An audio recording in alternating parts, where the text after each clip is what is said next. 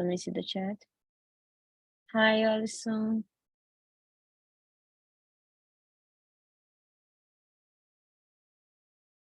So welcome to the last day of the Julia course. It was a very good and fun experience for me. And I hope you enjoyed as much as I enjoyed. And today we will continue the simulations with the Molly package.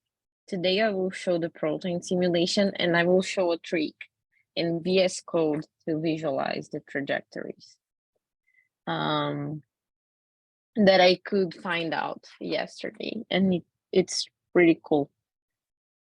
And after that, we will go to day 6 and we will run some linear model and linear regressions using some of the Julia machine learning packages.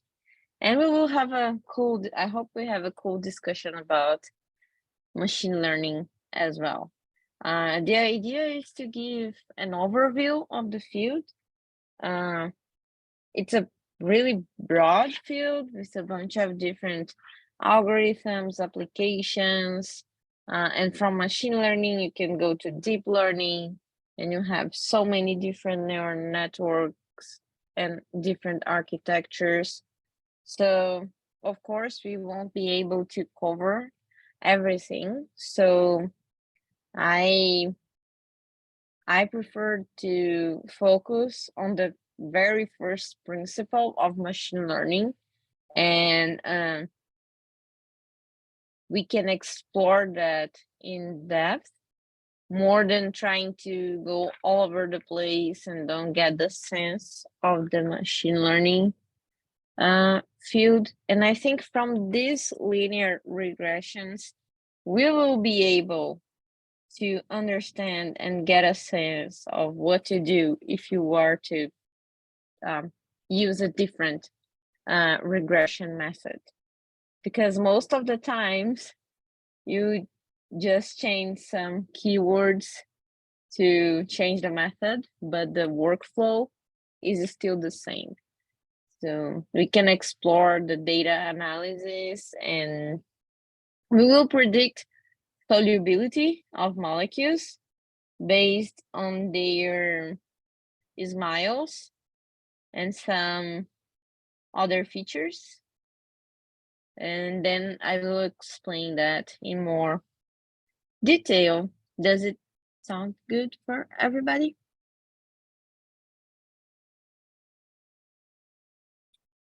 So let me see the chat before. Okay, nothing in the chat.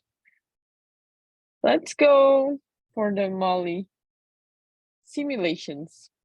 Yesterday, oh yeah, okay, nice, great.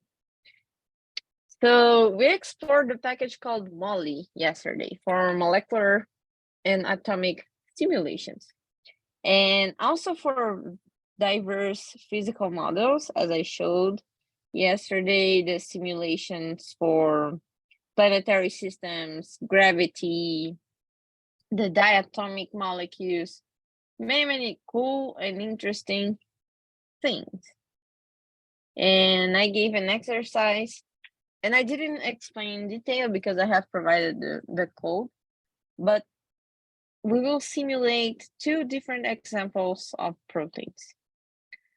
First, we will simulate a protein that is solvated, and the data for this is already available in the Molly installation directory. So if you go to your, I will show this again for the people that missed this detail. But when you install Julia, you have this Julia folder. If you go to packages, you find Molly, and then you find the installation, and then you go to data, and then you have the information here. Inside this 5xer folder, you have the topology files made with Gromax, and we will use that. So you can integrate the MALDI package with the Gromax topologies, which is great. You don't need to go to your terminal and try to find the location of this package. You can do using MALDI. It will take some time, but you can use MALDI, and you can use the command path of MALDI, and it will find the location in your machine automatically. So you don't need to worry about finding it. Oh, where's my Julia directory? You don't need to worry about it. You just use this path of.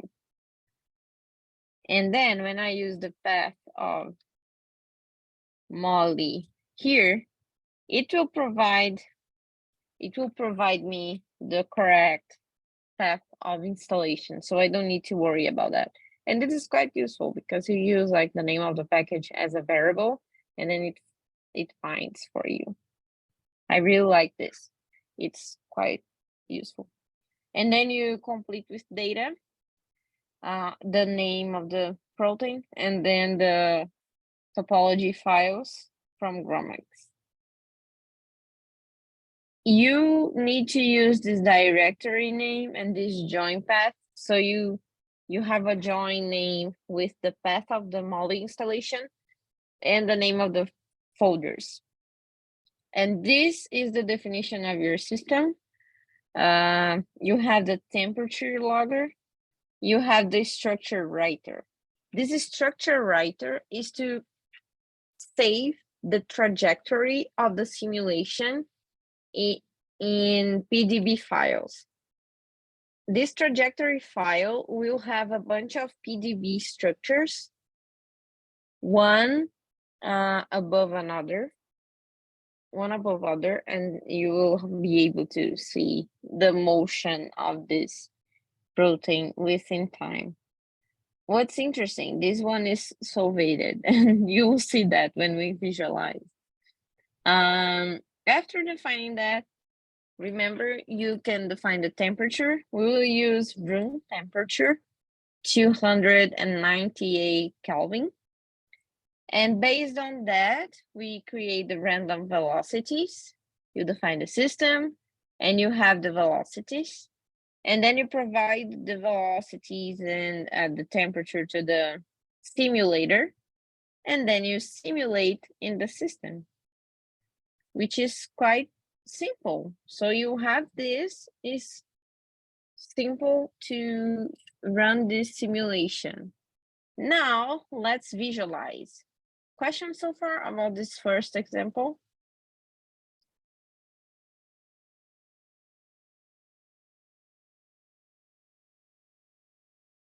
It's just a quick review from yesterday that we used when we used the system, the simulator, and the simulate functions in the MALDI package. So I think we are already familiar with that. People are already experts. So now the cool thing to visualize the trajectories. When you are in your VS Code, you have the option to come to this extensions tab. You come here to extensions, you type protein builder or viewer, better saying, and you install this protein viewer, which is quite cool. I have already installed it, so let's just use it. You can type Control P if you are in a PC, and if you are in a Mac, you type Command P. And then you write protein.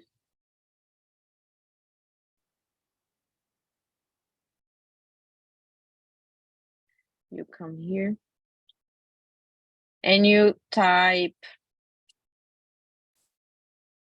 proteins. Oops.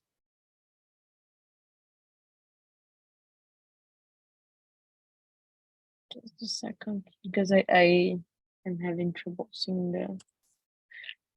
the, yes, now I can see it. You type Control P and then you put the symbol greater, and then you can click on Start Protein Viewer. If you don't find it, you just type Protein Viewer. You will be able to see it. And then you press Enter. It will open the visualizer inside your VS Code. You go to this Home, Open Files, you select the files, and for our class, it will be in the proteins. No. For our class, it will be in the proteins folder. You open and you apply. Yes, now you can see, and you can click on this video display button, and it will show the options for the animation. You click on Start, and then you'll see the motion. This is solvated in water. I don't know if someone has used this extension. It's quite cool. I recommend using it. One thing that I didn't figure out, for the other protein we will be able to see, but for this one, we cannot see inside, we just see the box with the molecule, with the water molecules solvating the protein. I didn't figure out how to cut the visualization to see what's inside. But yeah, it's quite cool. You can visualize, and the quality of the visualization is not bad. So I recommend people using it. And then if you wanna hide, you just click here. If you want to stop.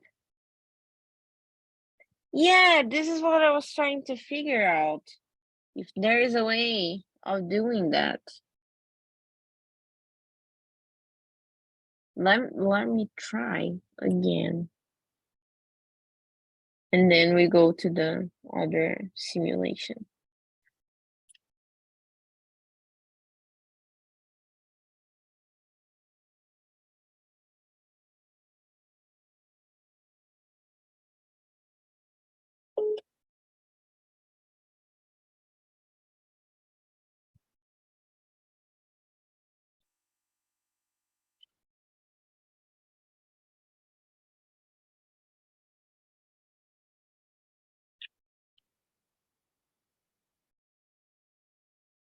Okay.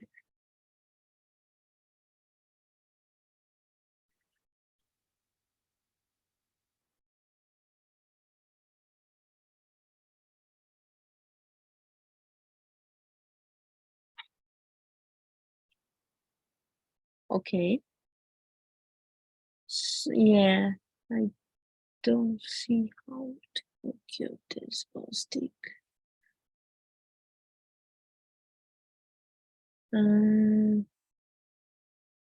Point.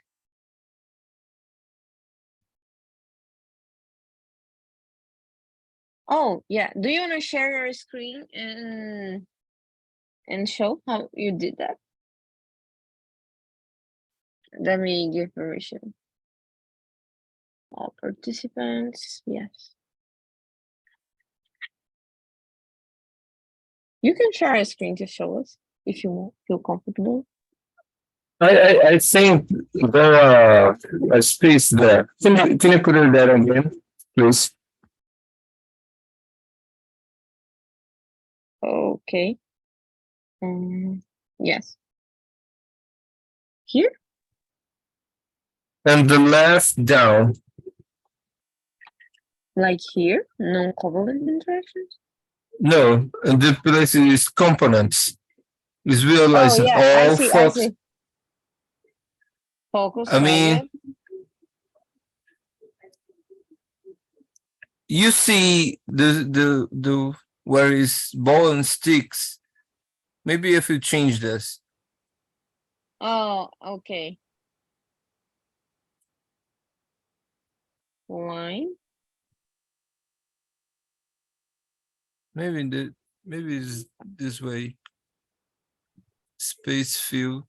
Try to fit. Yeah. Carbohydrate. Yeah. Maybe the. I think it's somewhere close to this. Yeah. Okay. I will. I will play with that, and I will open an issue when I found a solution to tell everybody. But yeah, I couldn't show in this one. But in the next one, we will see the protein because it's the myelome, the myelome protein. Or maybe we should put off the water molecules before seeing this. Yeah, yeah. There's a way of doing this too. It's a good idea. So this was the most simple example. Now let's go for a more refined example in terms of statistics. We can also use Molly to run bootstrapping and statistical sampling in our structures. And this takes more time. I don't have the output here, but it took me an hour to run the second example. So I won't run live now. I will show the steps, but I have the result here, so I will show the result. But you can run when you have more time to. It will take 1-2 hours because you need to do this bootstrapping. You do different and multiple replicates to find the best average and in your trajectory. So for this, you will need to use this package statistics.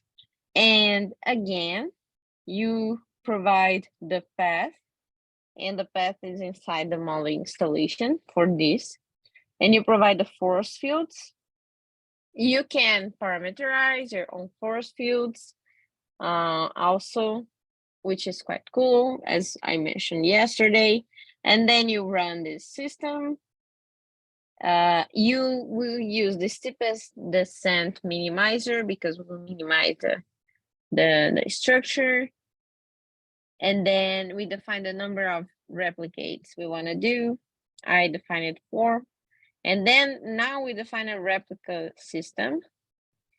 And with the number of replicas, the system boundary, and the system is defined from the structure, the PDB structure. So you don't need to define by hand the atoms because it will define when it parses the PDB file. The boundary as well, it will parse the PDB file and define the boundary.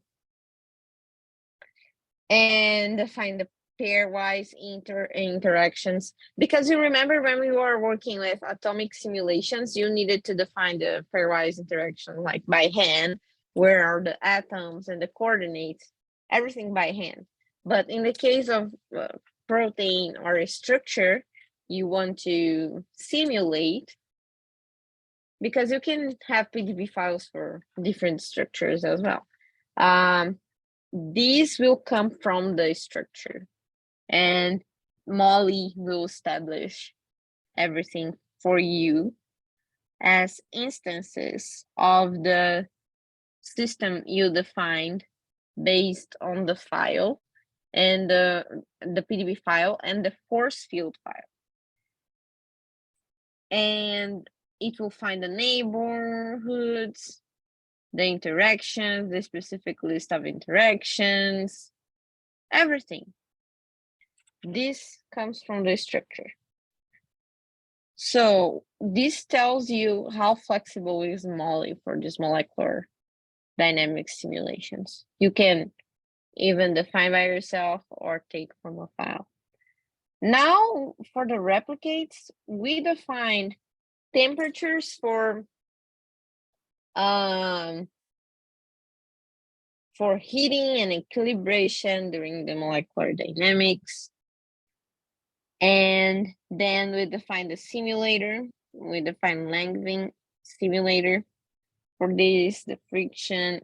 And then we define the temperature, how these temperatures will vary in time, how many points, like time frames. The velocities will be assigned based on the temperature ramp.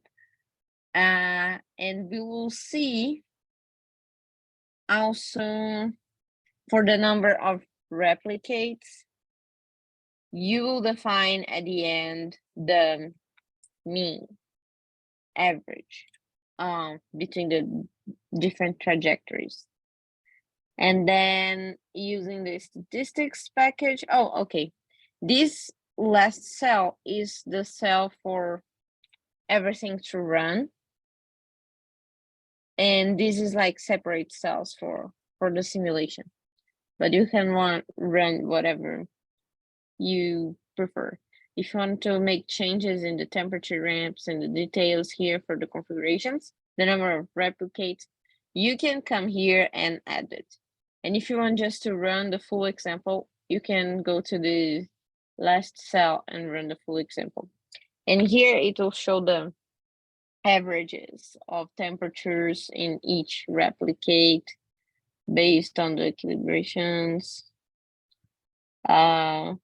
Yeah, and this will take some time because you'll do this replicates in the temperature ramps. Now, the cool part, I will show the result. With protein viewer. It's really cool.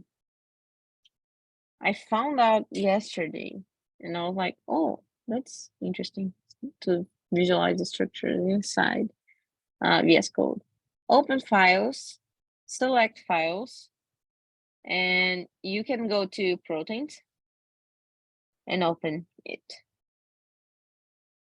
And then it will parse, you apply, it will parse and show the structure. And then you come here in the play button and you start and you see the movie. I really like it. So yeah, it's the way you can visualize this.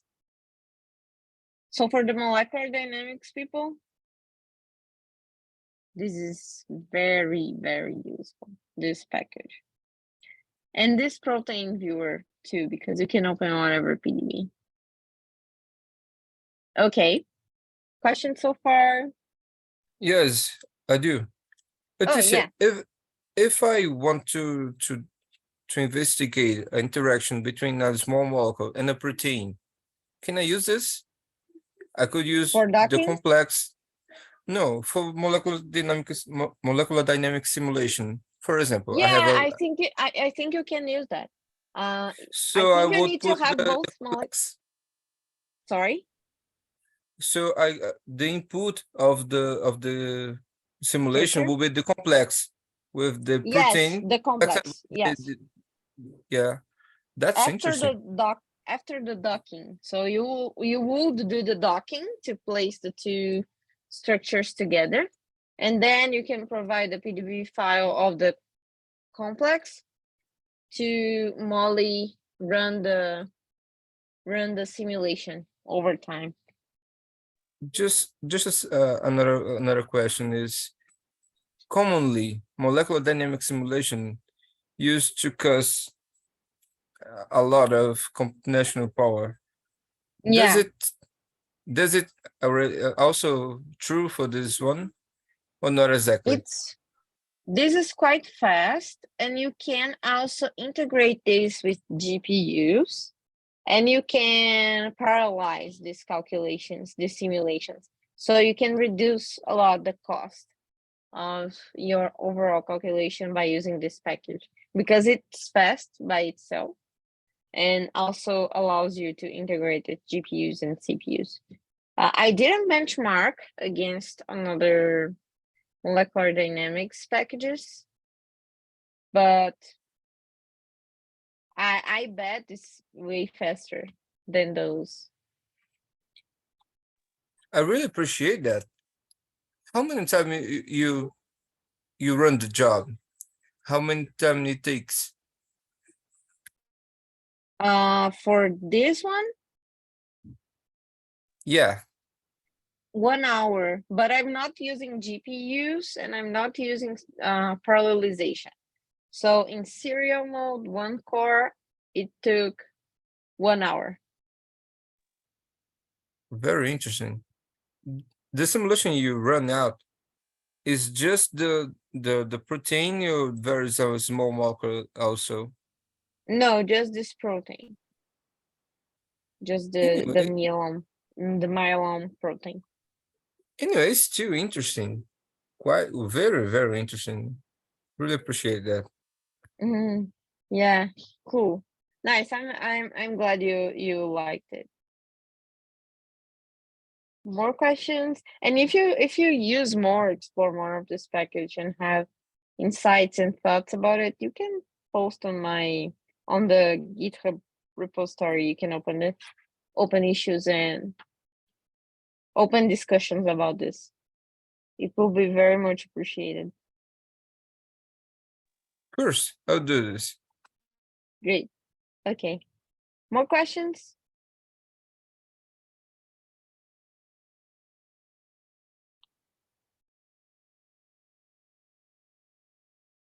So let's go to the machine learning module.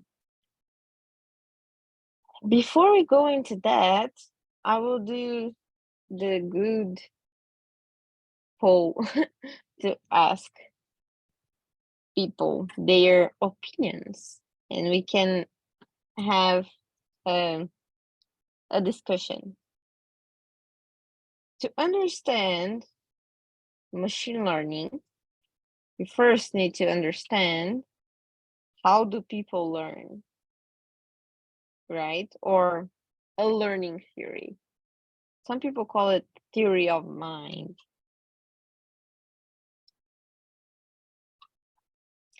Uh,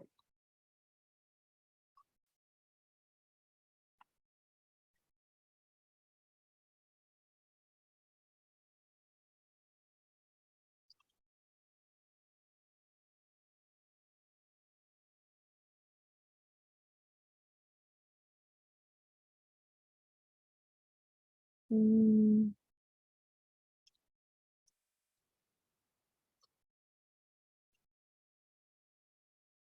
okay, I will launch this one.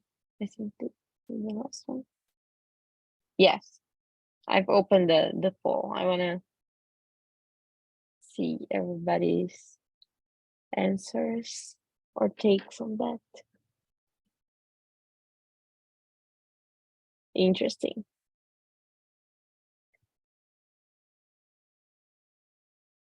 By reference, I mean examples.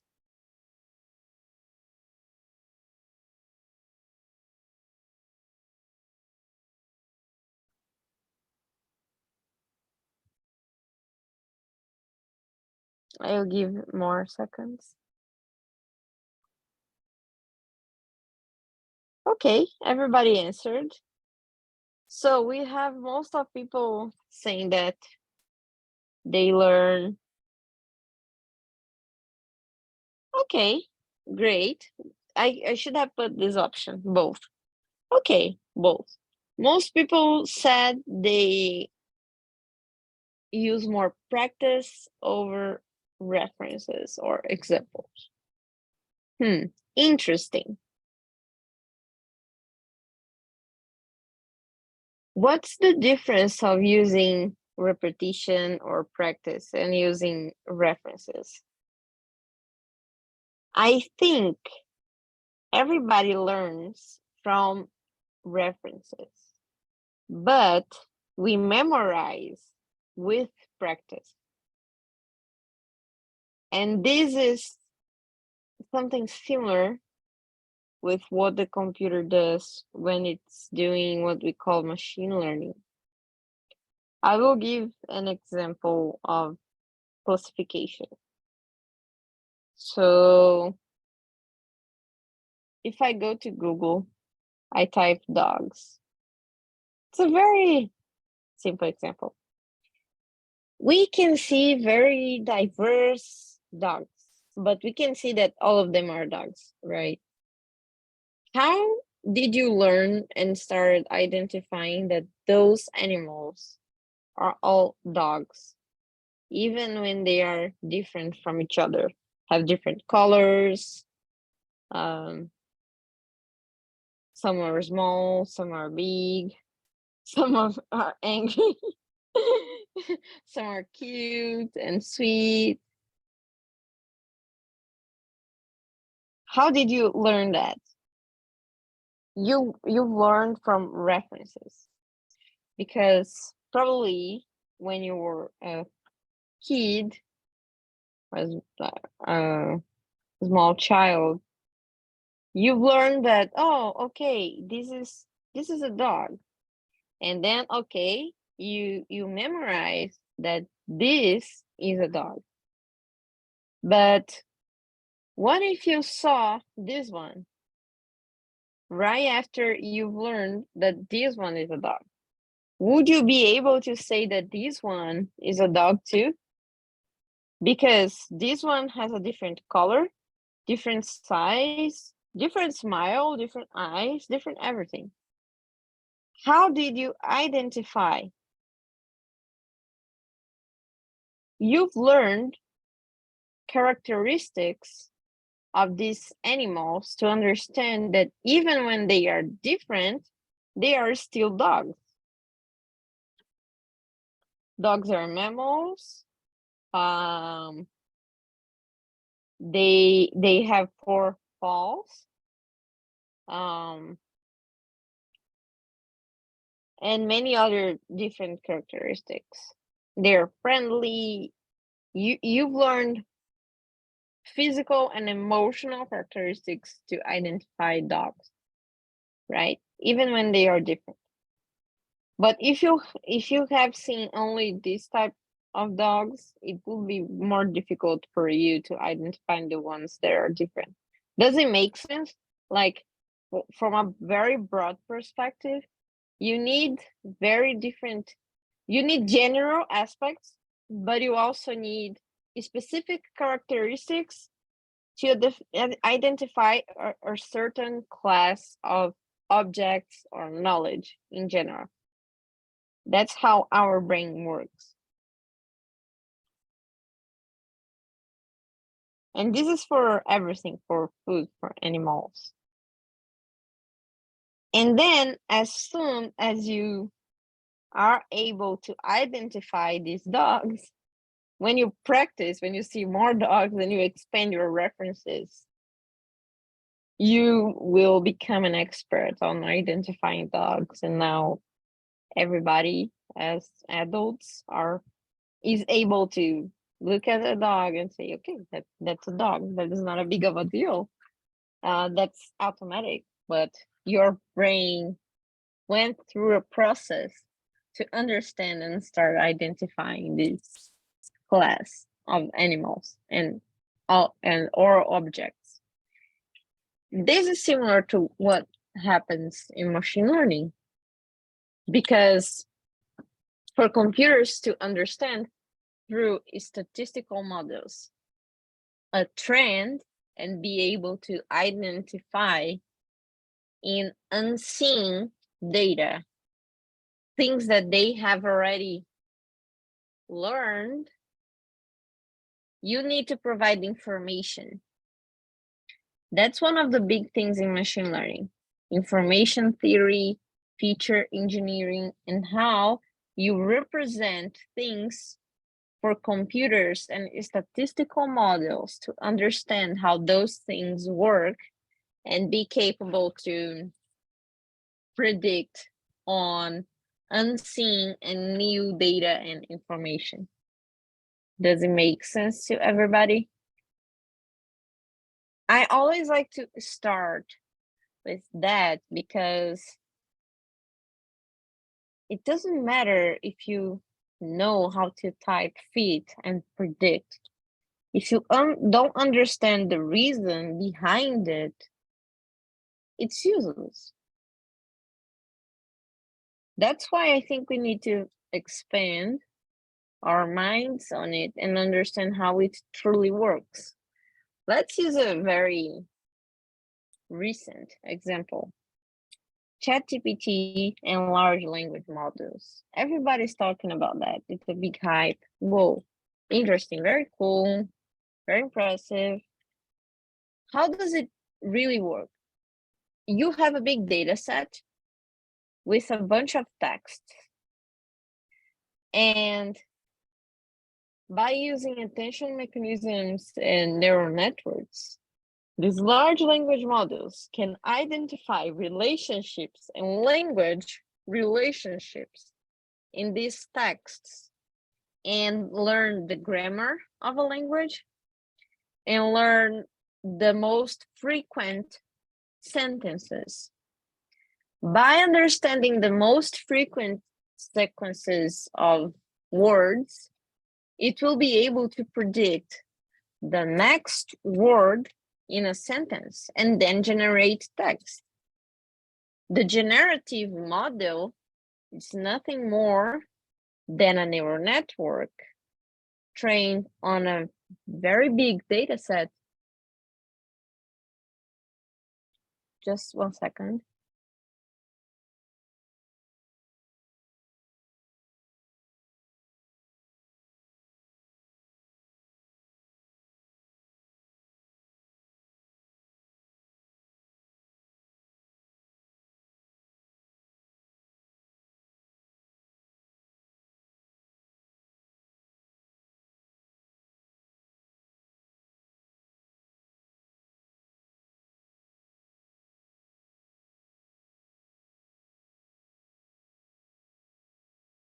Okay, sorry for that. Coming back to this, we were talking about ChatGPT. It's nothing more than a model that can predict words and complete sentences, and it's able to complete and generate text. That's why we have a chat interaction. It's not a source. It's not a source tool like Google. You don't use that to find accurate information and information that you can truly trust. It's just a tool to complete and generate text. It's very powerful, but don't overuse for things that it's not supposed to be used for. So yeah. Any takes on that? Questions?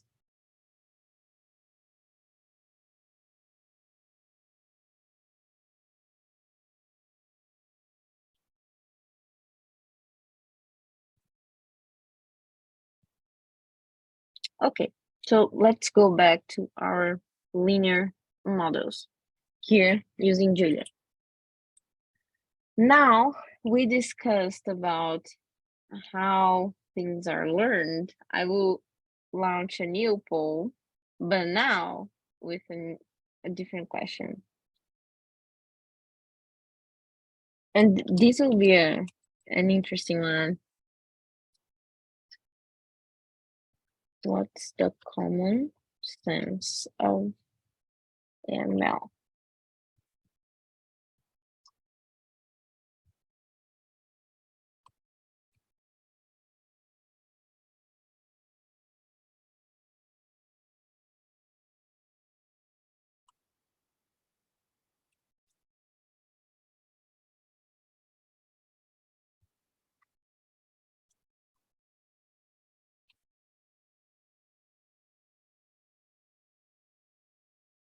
Okay, I will launch this one. I want to see what people think about it before we go to actually coding.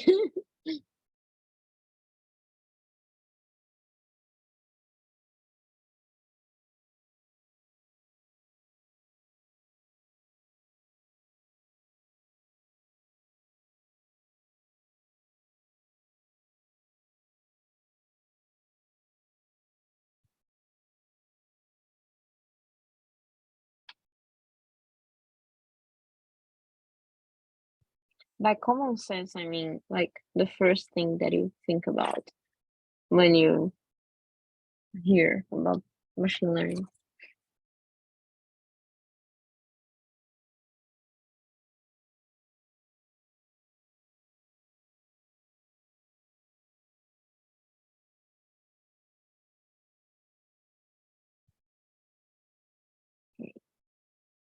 Oh, okay. Okay.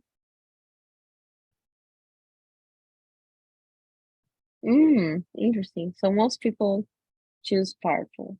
Great. Yes, it is powerful. But I still think that we need to be kind of careful with its use and apply to things that are they're really, maybe witchcraft. Yeah, interesting. Okay, so how do you use that with Julia then? We have our main tool, our package manager. We call the package manager and we can install these different packages, CSV to manipulate the CSV files, data frames to form data frames, and the statistics package. The statistics package is like built in, so it's fast to install. But these ones take quite a bit of time to install. And then we run this, we use these packages, and after that, we build the data frame with the CSV file. The CSV file, let me show you, is the log P one. This is a data set with more than 15,000 molecules, I think, and it's log P values. Log P is a measurement of solubility. And we will use these linear models to predict and do some feature engineering on that. The features we have calculated, and I calculated them already using RDKit. Those are just fingerprints. For these structures, I've displayed some of them in 2 dimensions just to help us visualize what is in this data set. And you can see that those are small molecules, and some of them are just carbonic chains. Some of them are amines. Some of them are sulfonic compounds. And the idea is to understand first. So you don't have a full binding for RDKit in Julia. That's why I've called in a different notebook, because we have people working on the binding RDKit, but what we have now is a minimal library with some functionalities, but not all of them. And that's why I've used a new notebook for that with Python. So analyzing these structures, we need to understand what are the main features that make the solubility in these structures different from each other. Are these the heteroatoms we have? Is this the polarity? Is this the surface area? What is the most important description that help us to classify and quantify the solubility just looking at the structure? Because basically this is what the computer will do. It will take the features that we calculated, it will see the targets, and it will build correlations, and it will understand, okay, what's the most important correlation between the target and the input values, these features. So what I calculated as fingerprints and features for this was the number of atoms, number of heavy atoms, number of carbon, number of oxygens, nitrogens, chlorides, the surface area called TPSE, the molecular weight, the number of valence atoms, and the number of heteroatoms. Because for solubility, polarity is important, and the polarity is mostly determined by the electronegativity of the heteroatoms in these organic structures. All the structures in this data set are organic structures. So if you want to take a look at the data set and what is calculated, you can go to the datasets folder, and there's an expand.ipnb file, and it calculates these features that I just mentioned. It calculates the number of atoms, molecular weight, the number of heavy atoms, the TPSE, the molecular weight, valence, and so on. After calculating everything, we save on a train.csv file. And in the log.p file, I have the outputs, the targets. Now I will use Julia to parse everything. You go to day 6. Okay. We installed the packages, we imported these packages, and now we call CSV read. And then we provide the location, the path for the file, and we define the headers. In the headers, I put the molecule. You can put smiles because this representation is just based on smiles, and log P. And then you have 2 columns with the molecule and the respective log P. After doing that, we can use this just formed data frame and extract specific information about that. When you have a data frame in Julia and this data frame is called df, we called it df, you can, to extract specific information from one of the columns, you can define the indexes you want to parse. Let's say I want the molecules from 1 to 50 in the log P column. We use the symbolic notation and we define the index. And then we have this. Yes, we have a 5th element vector with all the log P's for the first 50 molecules. And we can do the same for the molecule column. And then we have the strings, a 5th element vector with the strings containing the smiles for the molecules. Quite cool because you can manipulate and change things in this data frame. Here I have exported all the log P column, and you see that there's a bunch of elements there is 14,610 elements. So more than 14,000 molecules in this data set. And to visualize how well distributed are the log P in this data set, we plot a histogram of the log P values and its frequencies.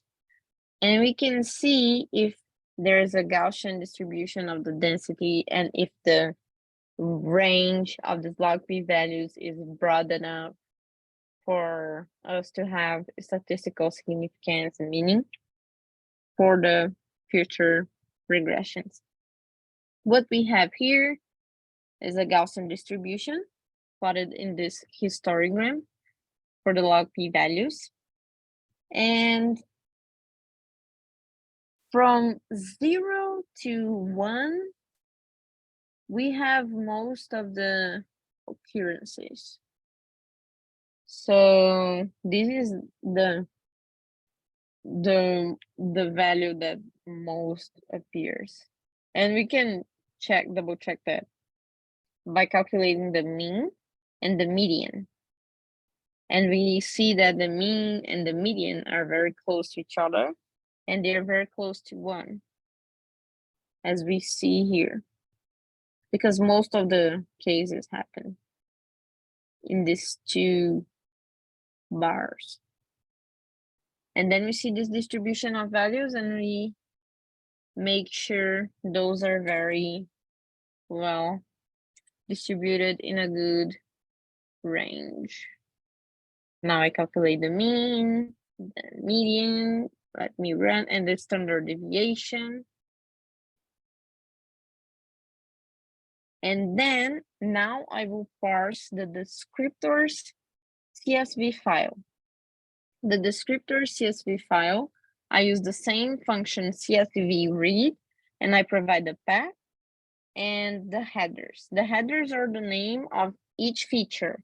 And then I open each of them and I form this data frame with the training data. And to see the distribution of values for some of the features, let's take a look of their histograms as well. This data analysis is important to understand what it's in your data set. That's why we plot, we see the distribution of the densities, if they make sense. If, for example, in some features, we have most of the features concentrated in just one type of occurrency, and we don't give enough information about a certain interval within the data set, which can cause problems, and then we can have like bad predictions in that interval that there's no information in the features about. So that's why it's important to analyze carefully these data sets and the features we calculate. So here, when we analyze the histogram for the number of atoms, most of the data set, most of the molecules in the data set have between 15 and 17 atoms, so very small molecules. We have less molecules with more than 30 atoms. Those are almost negligible. And with less than 5 atoms, also almost negligible. So most of our data set is based on this 15, 17, 20 atom molecules. And we can do that for all the features we have. Let's see for TPSA, the surface area. That's interesting. We don't have a very good distribution though, because all the molecules are very similar in size. So the surface area will be most focused on this 0, between 0 and 20. That's the distribution we see. Like, it's not a very perfect Gaussian. Let's see molecular weight. I'm curious about molecular weight. But yes, we don't have a very broad distribution as well because the molecules are small. So you see most of them have 100 mole per gram, moles per gram, 200 at the most, very few with more than 300. And let's see, for the number of valence electrons, we won't have a very broad distribution because those are organic molecules, so they have mostly carbon atoms. Let's see, oxygen.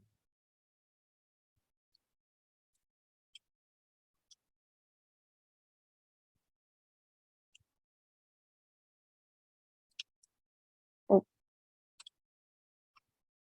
yes. Very interesting interval, but very few molecules with oxygens and heteroatoms in general.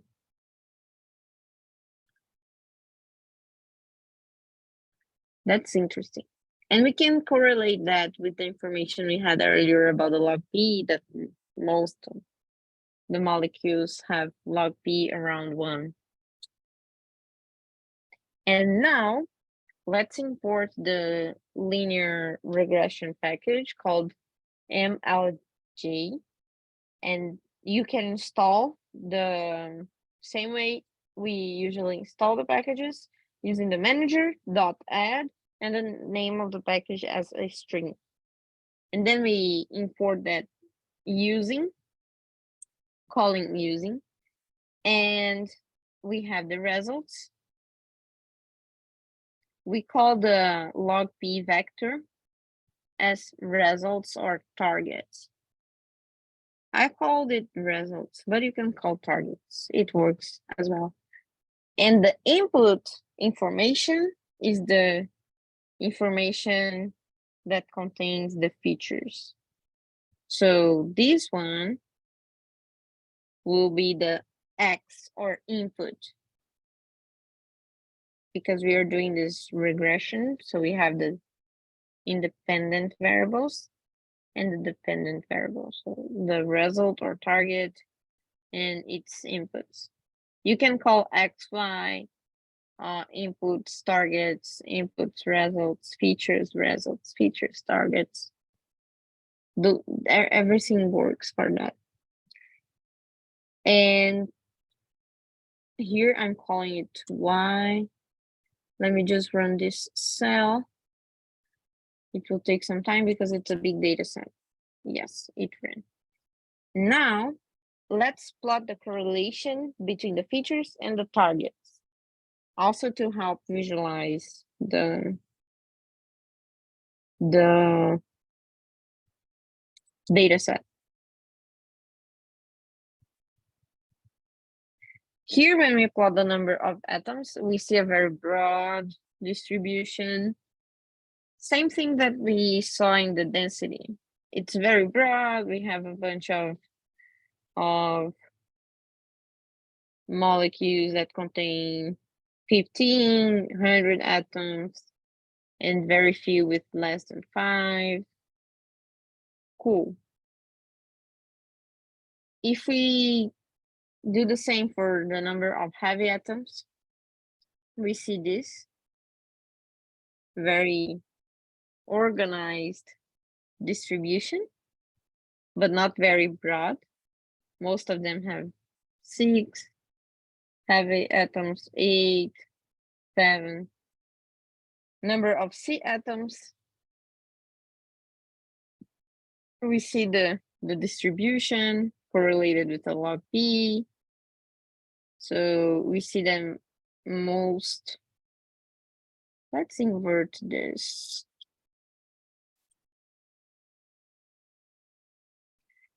Let's invert this axis.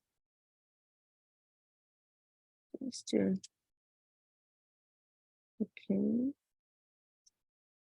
Okay. Now run this one. This one. Oh, this one is interesting because in the density distribution, we didn't see a very broad distribution of the TPSA, but it correlates very well with the log P, which makes sense because let me see the question in the chat.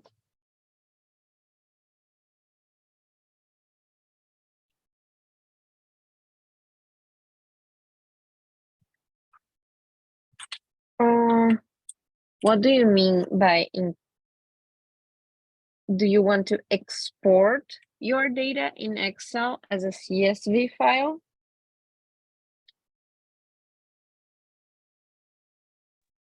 No, I want to upload my data and do like my own plots with to play around with another data.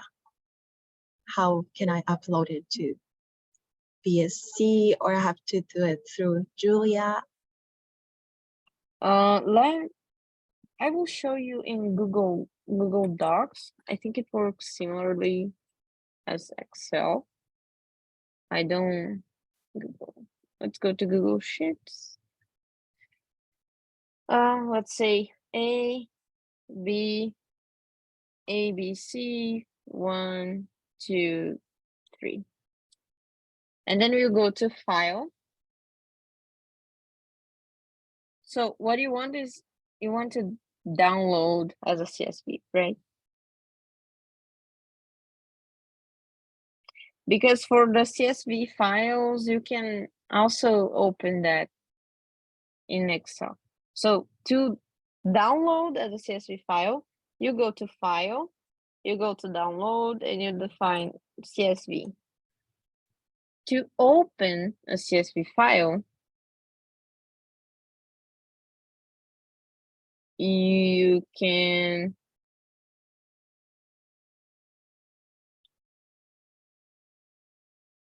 upload. Let's go to datasets, train, upload, create a new import data.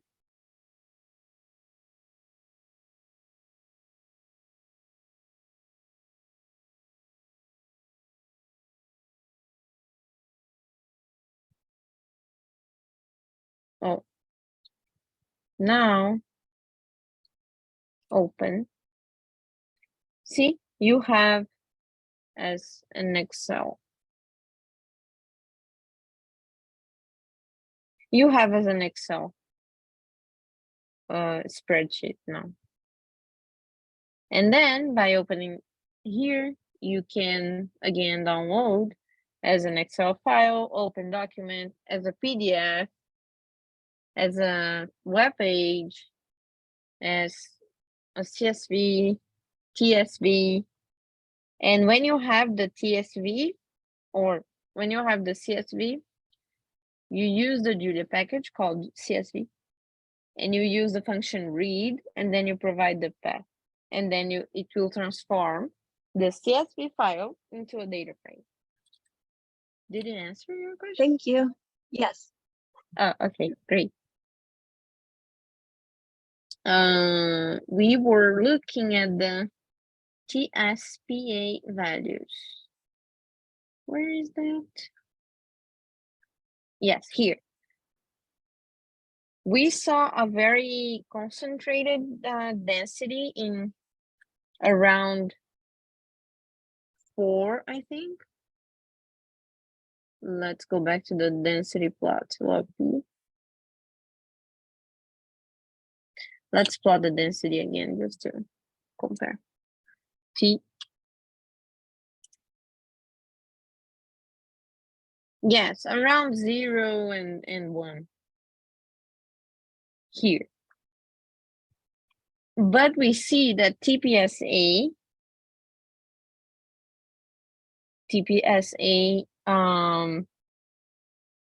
correlates very well with the log P because it's the surface. It makes a lot of sense. So we can expect when you have a good correlation between your feature, your input data, and your target, you can expect that the models that used that feature to predict will be better than the ones that used these one that have almost no linear correlation or distribution. Here we have the number of oxygen atoms. We understand that it's very important, the number of oxygen atoms, because it affects the solubility a lot, because you form the hydrogen bonds, the dipole-dipole interactions. So that's why you also have a better correlation than when you have the correlation here, which is quite interesting.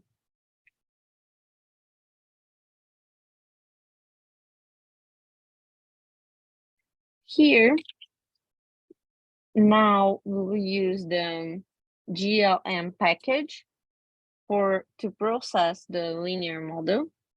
And if we double check the size of the input data frame, we'll see the number of molecules there are in this input data frame. And we have 9 features and 14,000 molecules. But we won't use all the inputs inside the linear regression model, because to predict, we need to have a certain part of the data set that was not provided to fit the model. That's what is called train and test data. So we need to have a data in which we will fit the model, that's the training data, and we will have a portion of data that the model didn't see, that's the test data. And then we will see if our statistical model could understand the trends and can predict the targets based on the inputs and targets provided in the training data set. Does it make sense? So that's why we will do a splitting in this data set now. We'll use 80% of the data set to train the model. So we'll take the size of the data set and multiply by 0.8. And by multiplying, and by doing this, we have 11,700 molecules approximately. We do this for X and for Y, and we concatenate the two data frames using the hcat function. We concatenate and we form the training set. The rest of the data set will be placed in the test data frame. And then we'll have this hcat taking all the molecules from 11,689 till the end.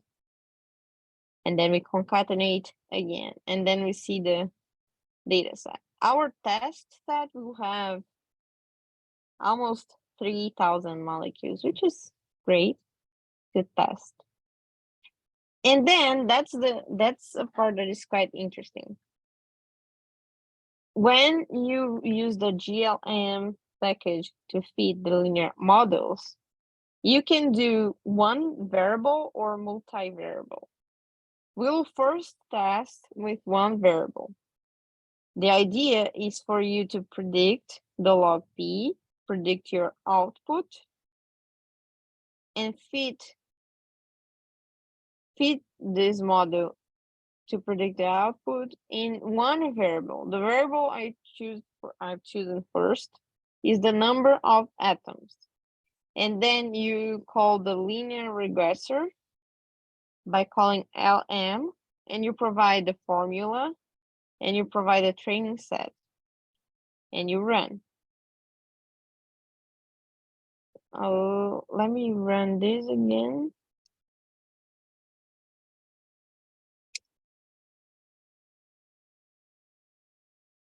Yes. So now using just one variable, using just one feature, just the number of atoms, I fitted the model. And this package is quite cool because it performs all the statistical tests as well. It provides the standard deviation, the coefficients of the equation of line, the confidence interval, if you want to plot the confidence interval. And then we can calculate our R² for this fitted model. And it's quite bad. It's a very bad R². It's 0.0096. Remember that we were using the number of atoms as our main feature. And then we see here why it is not that good. Because how much information the number of atoms can give you about the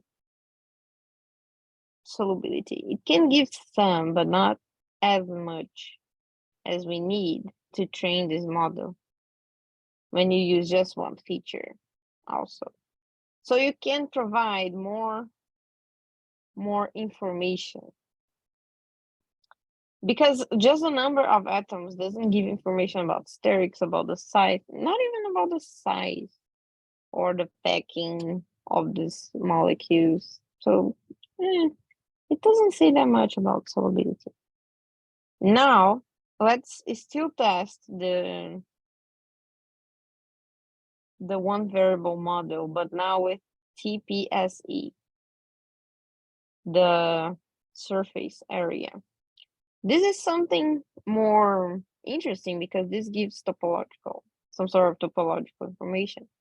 So let's fit the model and let's calculate the R². See how much our R² improved. From 0.0096, we have 0.5884. So we have a way better R², even with one variable, if we use the TPSA as a feature. This is the thing I was saying about providing references and good information for the model to identify similarities and differences in our data set and correctly fit and predict the outputs. Now let's predict with this model based on TPSA. We call GLM predict. And in this case, I'm providing the name of the package before, because if you remember, most of the times when we were calling a function from a package, we were not providing the name of the package. But now we are doing it because we have in the stats base and the stats plot and the GLM, we have in these packages some functions that have the same name. To don't have conflicts, we provide the name of the package before to make sure we are using the GLM predict function. And then we predicted on the testing data, the data we didn't provide to the model before. And we have this vector with the results, and we can plot the predicted and the actual results in a scatter plot. And we see not a perfect, but a better correlation. I didn't predict with this model. Let's do it actually. So here,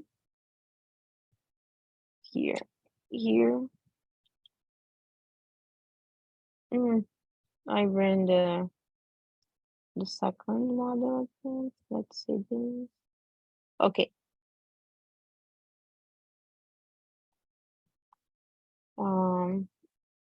Y, I will call this Y, test, predict number of atoms.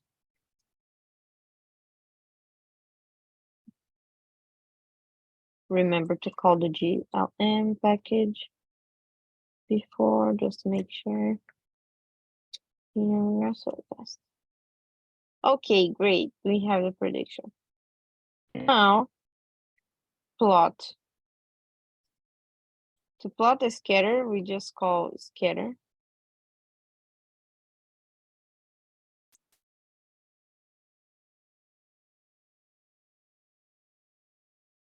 Scatter, and then we provide X. And then Y.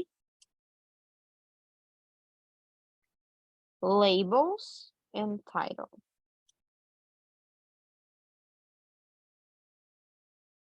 See, we don't have that very good linear correlation. So, not the best one for the predictions.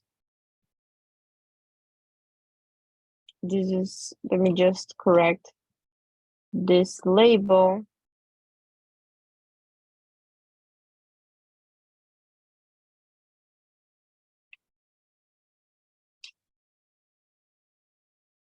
Correct the labels, it was filled automatically. This is the X is the predicted, Y, actual. Yes, correct. Perfect. So we see that using TPSA as the main feature, we have a better model trained, a better model predicting from our testing data than with the number of atoms. Now let's provide all the features to see what happens if the model improves.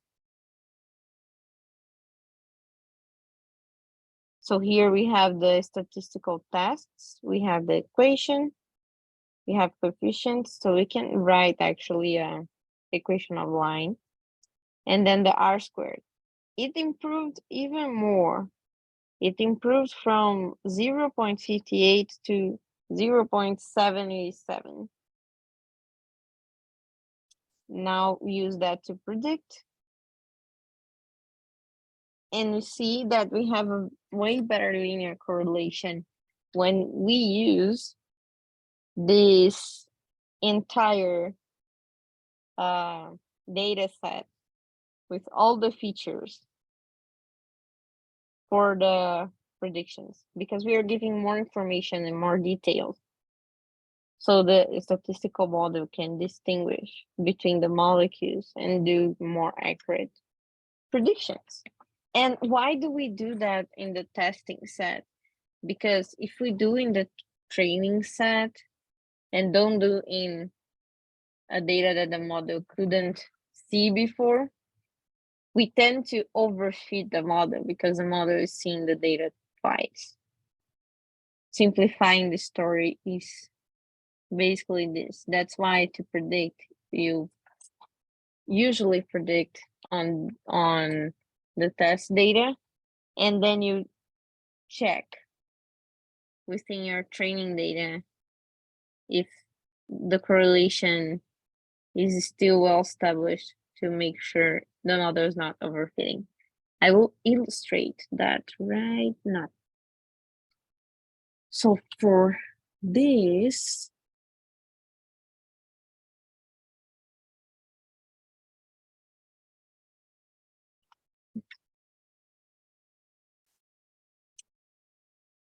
train, instead of calling test, now I'm calling train, and then I will call say this variable is y train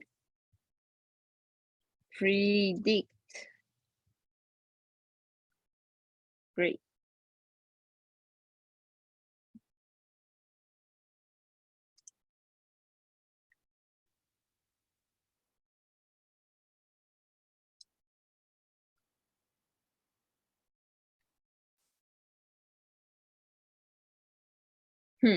Cool. Let me just change the label. This is train. Let me actually invert that. So this, in the background, we will have the training set, and in the front, we will have the testing set. Yes, perfect. Yes, now we can see train and test. We see train is larger in size, what is expected, because we have almost 12,000 molecules.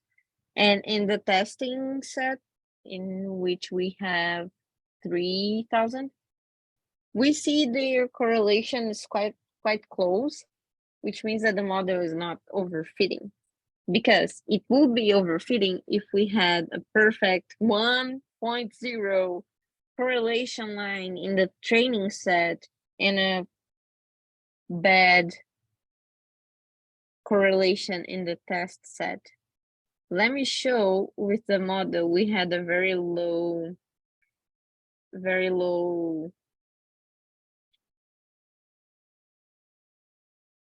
correlation.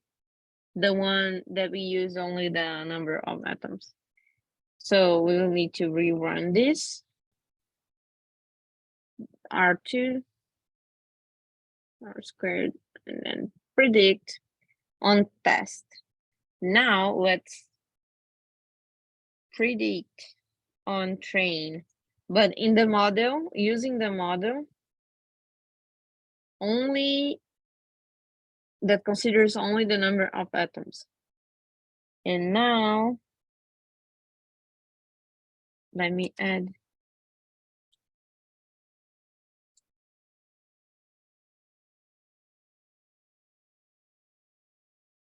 this scatter plot.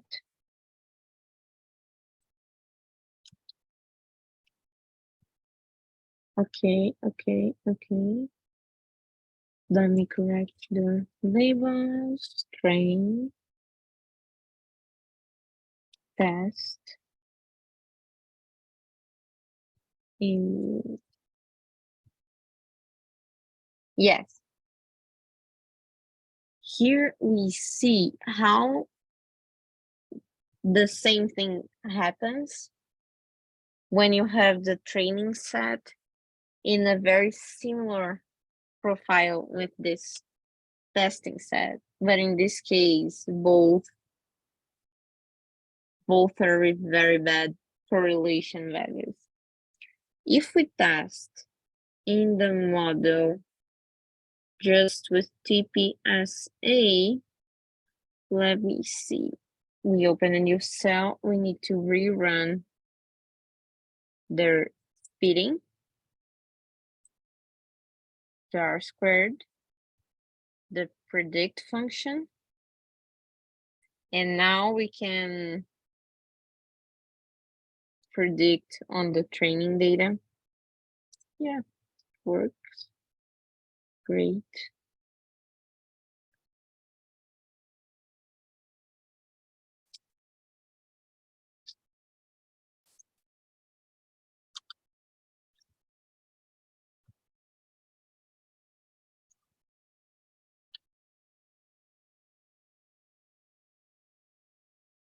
Label again.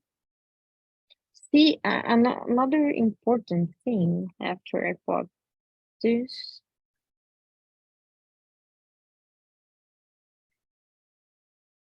Yes. So here, same thing. You have a very similar profile between the two data sets, training and testing.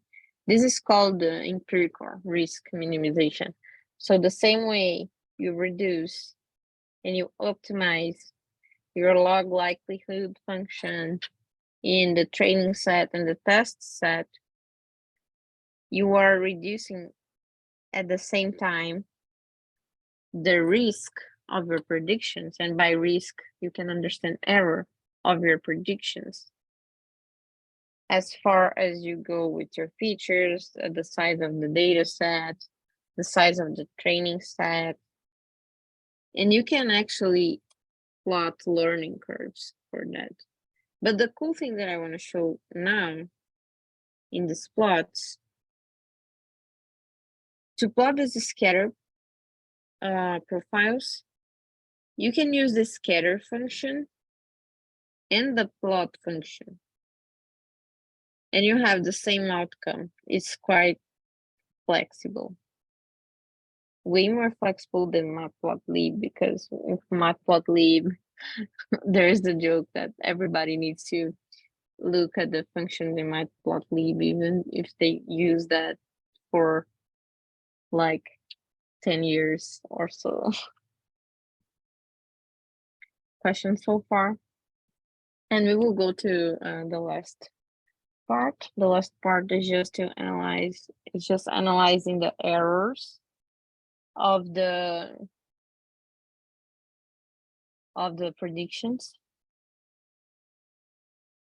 and plotting the distribution of errors in the whole data set.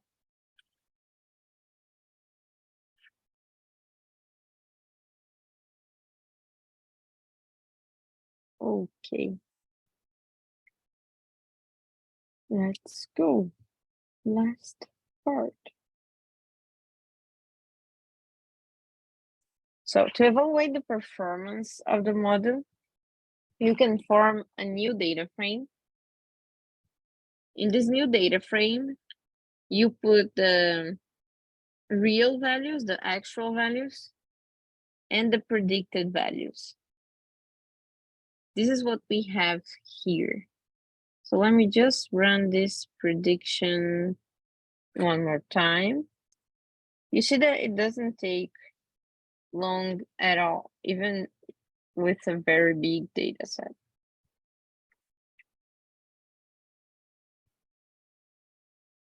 Okay, great. Now we form a new data frame with the actual and predicted values. And from that, we take the error, the absolute error, by subtracting the predicted values from the actual values.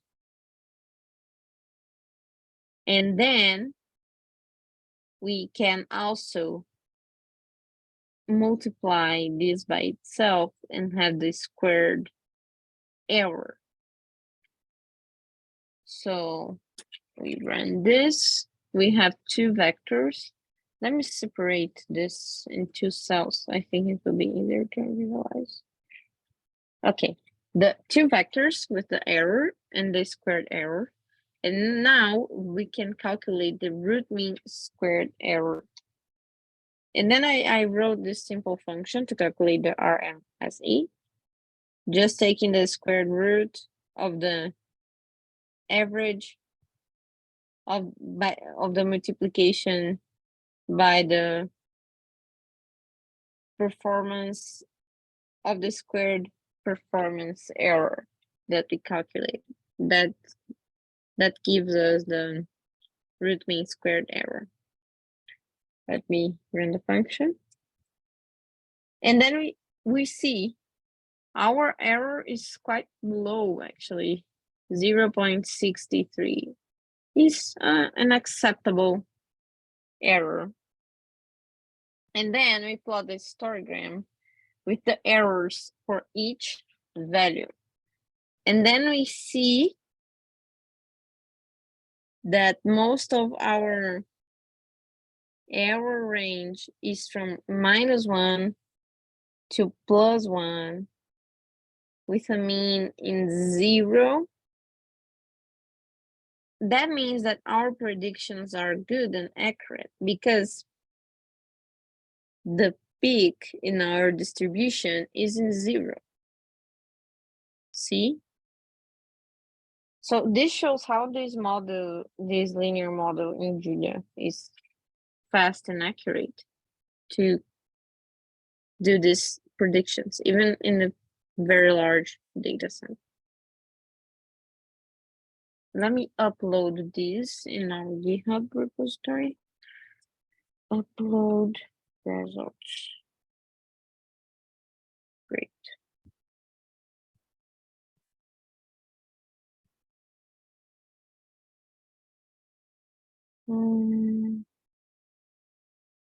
Questions so far?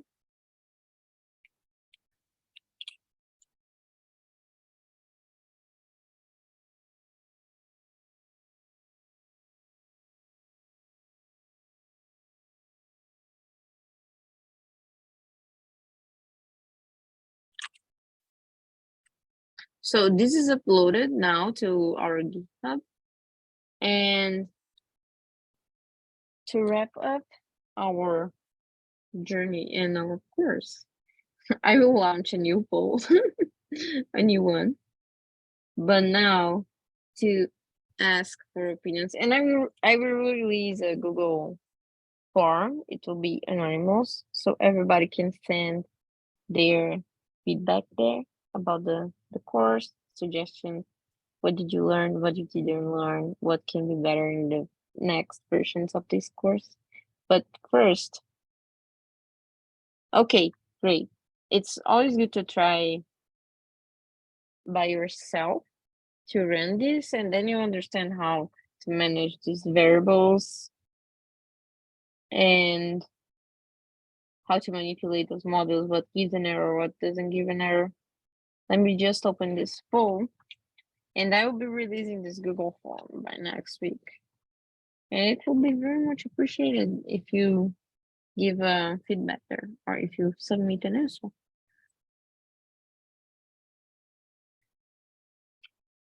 And feel free to open your microphone to say something if you want.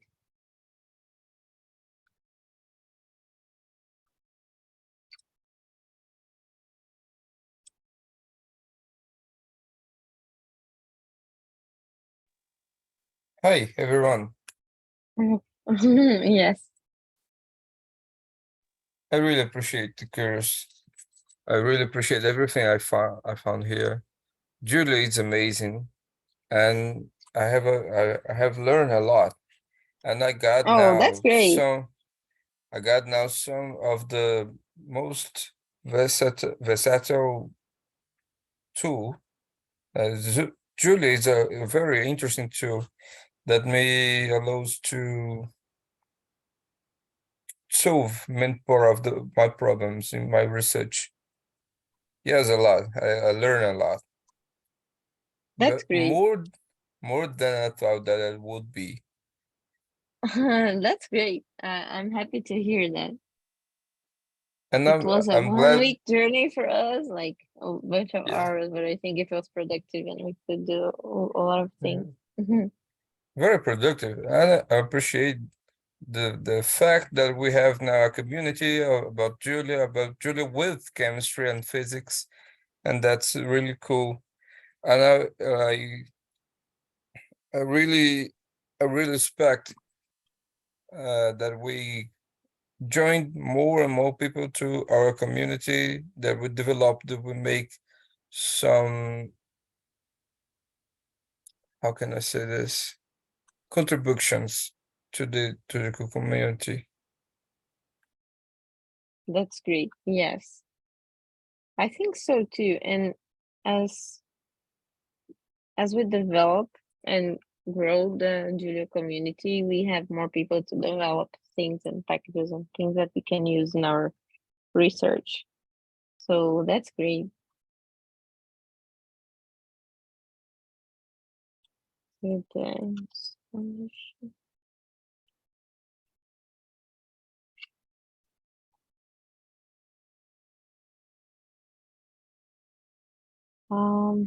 So someone else wants to open their microphone and say something.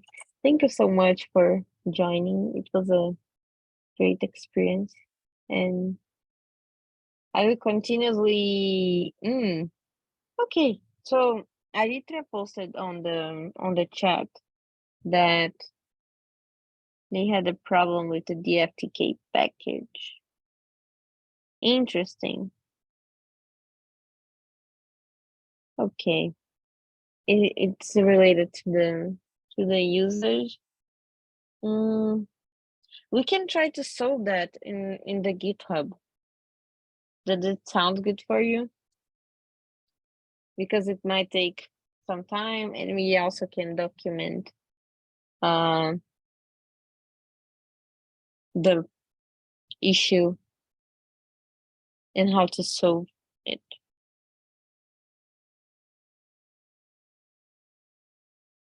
Okay. I cannot hear you.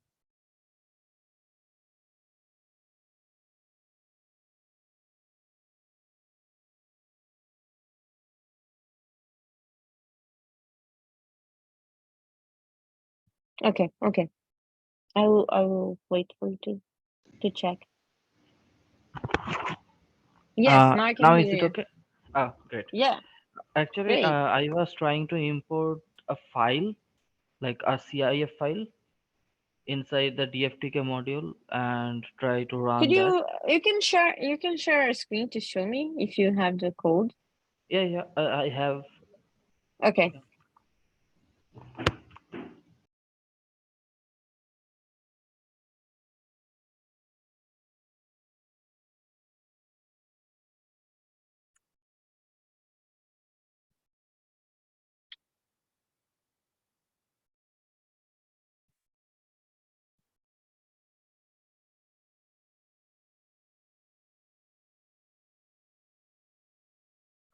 I think it's day 5, right?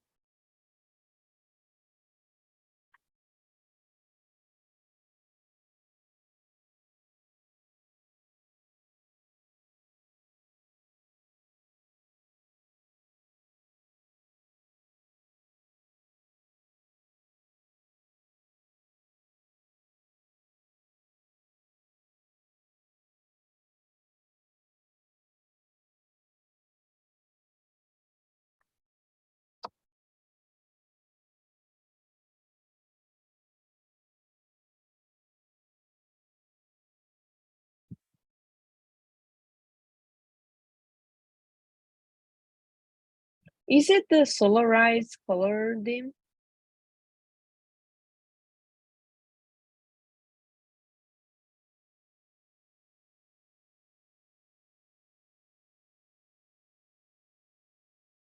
Sorry. Oh, I muted myself and I was talking. No worries. Sorry. So I was trying to use this documentation from their website. See, using the input output formats, and I just loaded my CIF file, just like they have used a quantum expressor file, I guess. Yeah, they have used a quantum expressor file, but they have also said that we can use .cif or xyz or anything else. So I have used a .cif file for graphene, and it is Yes. loaded.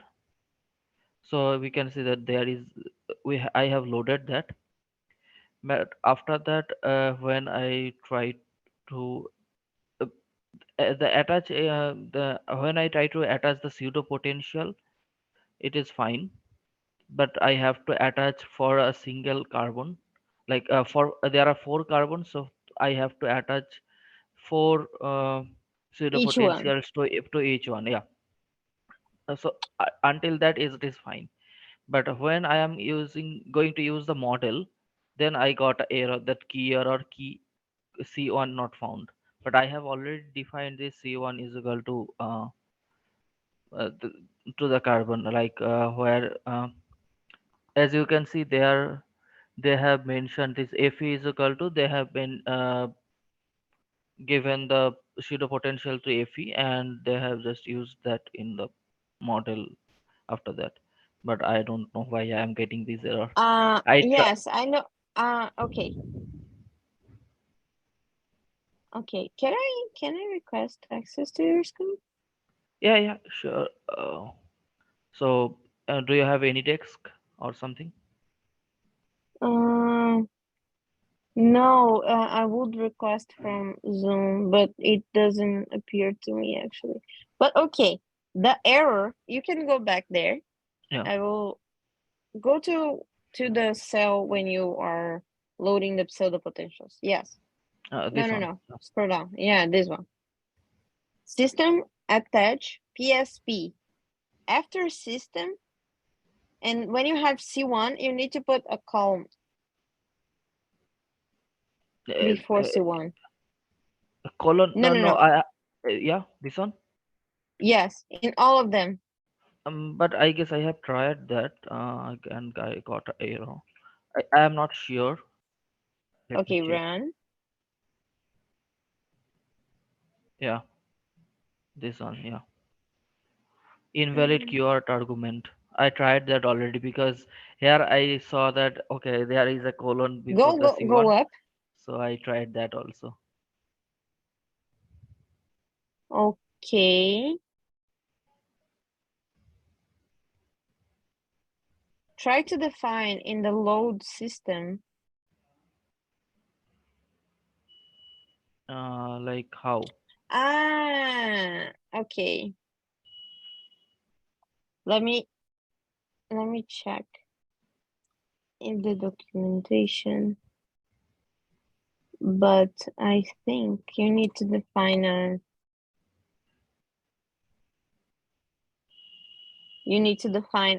vector with the atoms before you attribute.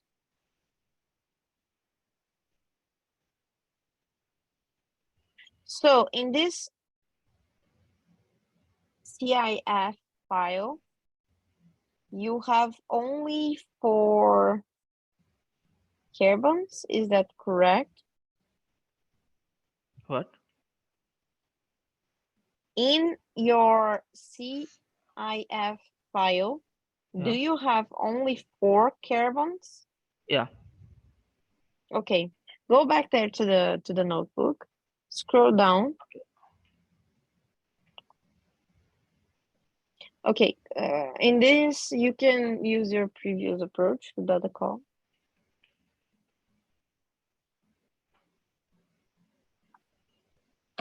Oh, I see why. Oh, you need to No. rerun everything. But the problem, you are using PBE, and then you use model LDA. You No, cannot I mix. I have tried this one also, but after that I just copied there from. So, just a second.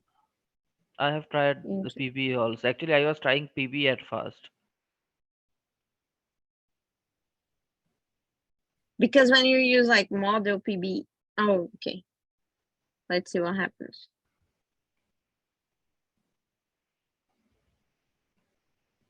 Yeah, same error. Actually, I couldn't find any like documentation or related to this issue. So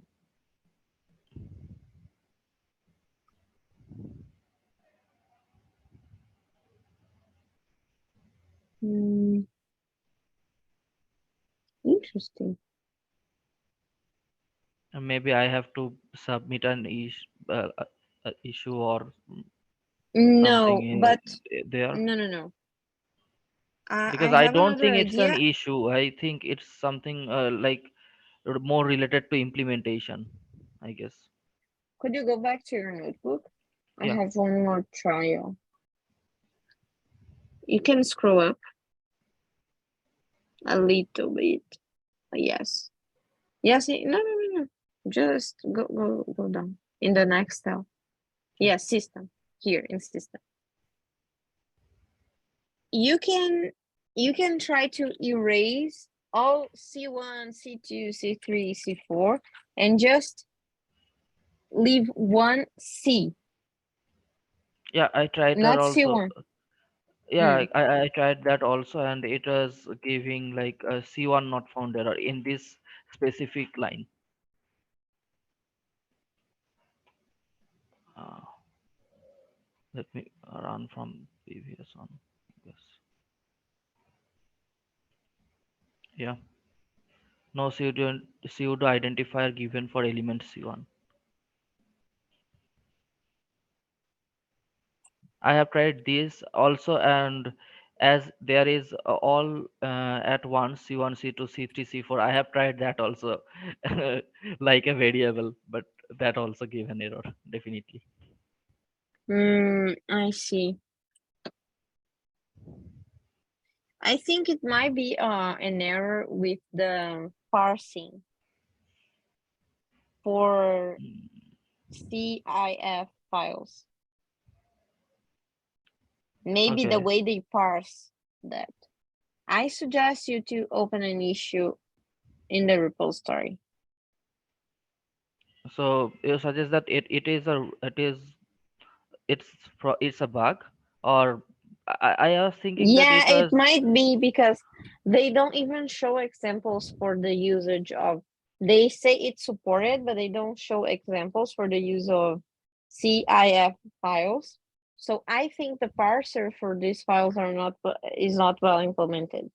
And then you can okay. open this issue. I guess then I can try to find a quantum expressor input and and Yes, check that fast. If that yes, is okay, then it is good to open an issue there.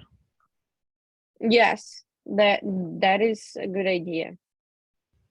Yeah, thanks. I was thinking that I have doing something wrong, like in doing the implementation. No, I don't think so. I think it's more an error in the implementation, not your code. Okay, thanks.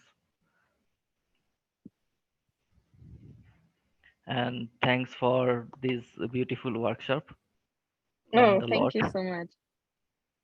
And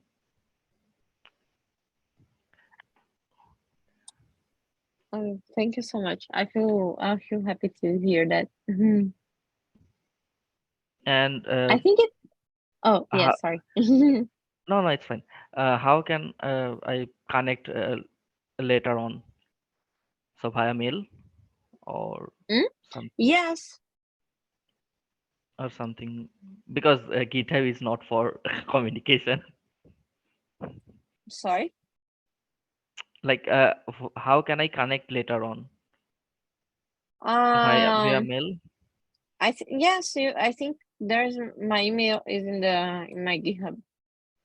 Okay, fine. You can find there. I will be happy to connect. Okay, thank you everyone for being here. Thank you, Leticia, for allowing us to host your first Julia course. Yes, it was a very good Also, experience. also, if everyone agrees, let's take a photo for having the final people on the course.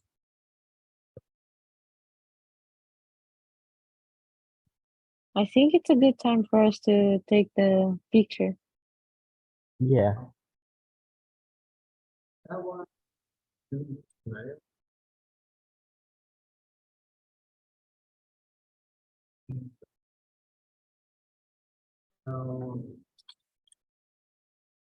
If everyone can open their cameras, will be fun. Will be really appreciated.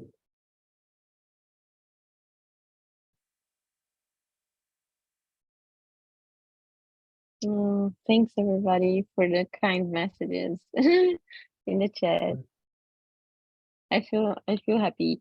We will have more versions of this course and updates in the repository. Everybody will be able to follow that, and I hope it inspired people to learn more Judah and use Judah in their research. I will post more tutorials on YouTube as well. So everybody's welcome to interact there too. Ah, I see Karen. Open, that's nice.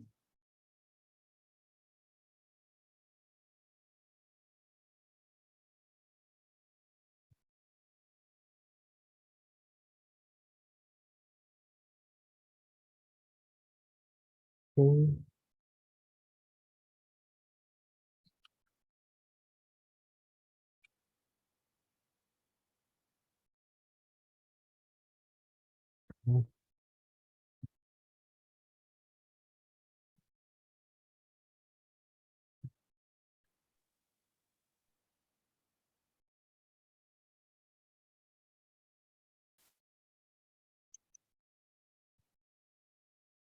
Okay, so smile everyone.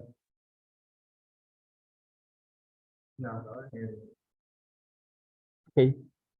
Yay! Great. Thank you Super everybody. happy. The certificates will be sent next week. Also, we stay in touch with Latinx Skin social media. We're almost uploading the participation link for everyone to register to their posters and their respective categories. So more information can be found in the webpage.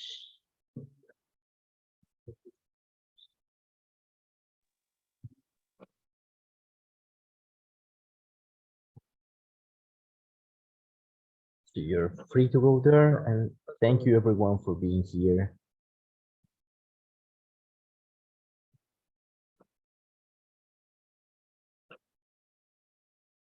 Yes, I really appreciate everybody. I will stop the recording. I will send the link later today.